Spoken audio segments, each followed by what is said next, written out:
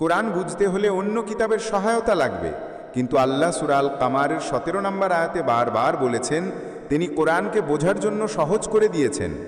চলুন কিছু বাস্তব উদাহরণ দিয়ে এই তফাৎটা বোঝার চেষ্টা করি যা আমাদের দৈনন্দিন ইবাদতের সাথে মিশে আছে।